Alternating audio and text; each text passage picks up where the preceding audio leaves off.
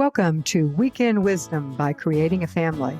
Creating a Family is the national support and training nonprofit for foster, adoptive, and kinship families. And this segment is part of the overall Creating a Family podcast. So each Sunday morning, we drop a short segment answering a question that we receive. You can submit your own questions to info@creatingafamily.org. And you can put Weekend Wisdom or something in the subject line, and it will find its way to me. So here is today's question. My wife and I plan to adopt a child under the age of 9 from foster care. We have just started taking classes. My wife has a 9-year-old from a previous relationship, and we want to do everything we can to prepare him in advance for this adoption. Any help is appreciated. All right, so first, congratulations on the soon-to-be new addition to your family. And even more congratulations for knowing that you need to prepare your son for becoming a brother through adoption. So I do have a couple of tips for you in helping to prepare him in advance. My first tip is to read books about adoption and different ways families can be formed. Now, Creating a Family has a terrific list of books to help prepare siblings for adoption. It would help if you could also read some books to explain adoption. There are a lot of other books out there that explain adoption to the adopted child. And those are also good for your son. But there are some books that are specifically geared to siblings. And these lists on our website are broken out by age of the child, which is very helpful. And given that your son is 9, there are several read-aloud chapter books that would just be ideal for him, where it's not all about adoption, but adopted, so the characters are adopted. So it gives you a good window of opportunity to discuss adoption. You can find that list of books at our website, creatingafamily.org.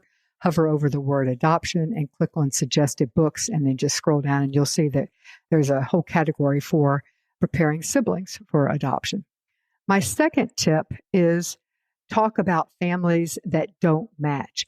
If you're open to adopting a child of a different race from the rest of your family will be the focus of more attention when you're out in public. So it helps to prepare your children for this experience. And you need to help them with understanding that families don't have to match to be families. And you could talk about it in a matter-of-fact way, and often you bring it up to help normalize the conversation and the idea of how families come together, what makes a family. Depending on your existing children's ages, they will likely get questions from both other kids as well as adults. At 9, your son may or may not get them from adults, but I guarantee he'll get a lot of them from kids. And you need to help them with appropriate responses by practicing, canned responses, canned lines or scripts that he feels comfortable and that feels comfortable to your family values and your sense of privacy. And kids have a way of taking pre-rehearsed lines and making them their own.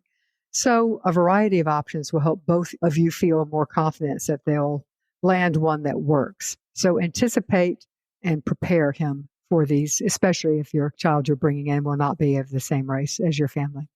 And we have a great list of suggested books and resources to help explain unmatched families. You can find it at the same place I mentioned above, creatingafamily.org. Hover over the word adoption and then click on suggested books. And tip number 3, tell your child why the adjustment might be rocky. If you are adopting other than a newborn, and it sounds like you are, you will have some preparation to do. If your children are old enough, it helps to prepare them in advance for the myriad of ways that new siblings may react. Your son is 9. He is well old enough to understand that. Remind him of the times that he had to adjust to a new or unexpected situation and how he responded. Bring up times that he felt fearful or uncertainty over a new relationship or a new experience. Explain that his new sibling will likely be even more scared than what they've experienced already. The new sibling might act out their fears by rejecting them or go in the other extreme and becoming a clingy little shadow. Unfortunately, their new sibling may also react mean or even angry.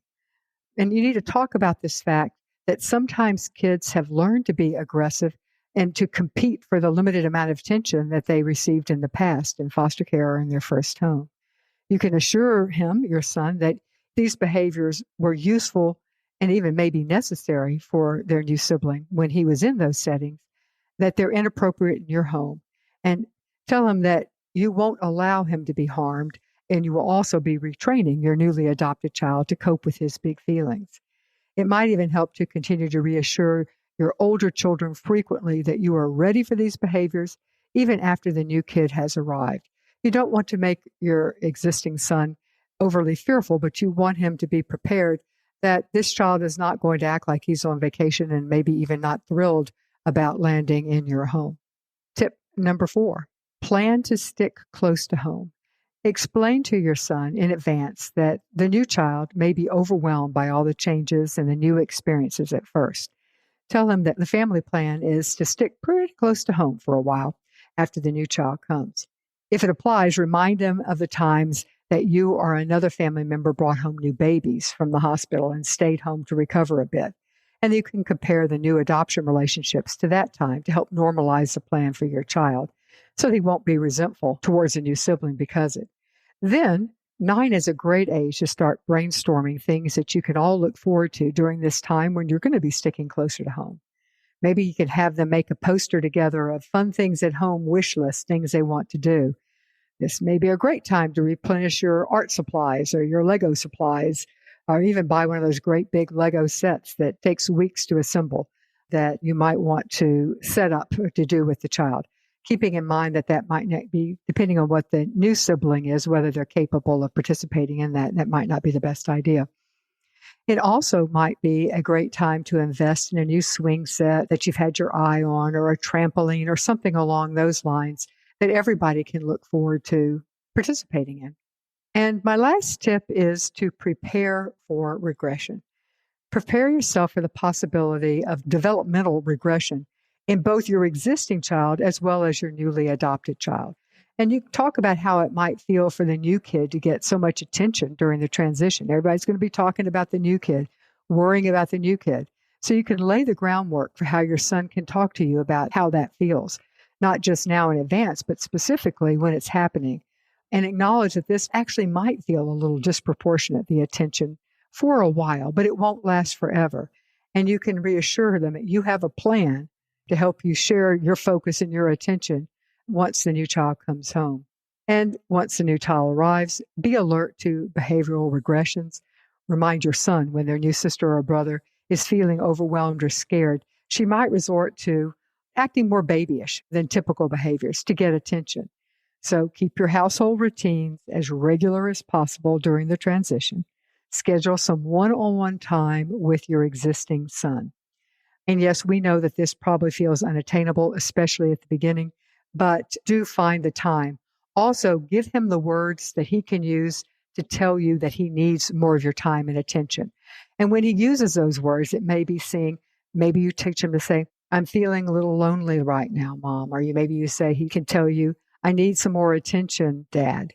That when he says that, you will find a way to respond. This won't last forever, but in the short term, it's really helpful. Hope these 5 tips will help you some. So thank you for listening to this week's Weekend Wisdom. If you liked it, please tell a friend to subscribe to the creatingafamily.org podcast. Thanks. Do you know that we have 12 free courses that can help you be the best parent to your kid possible? Thanks to our partners, the Jockey Bean Family Foundation, you can go to bit.ly/JBF support and choose from our library of 12 courses. Many of them will dovetail really nicely with the show, this podcast. Go to bit.ly/JBF support. That's bit.ly/JBF support.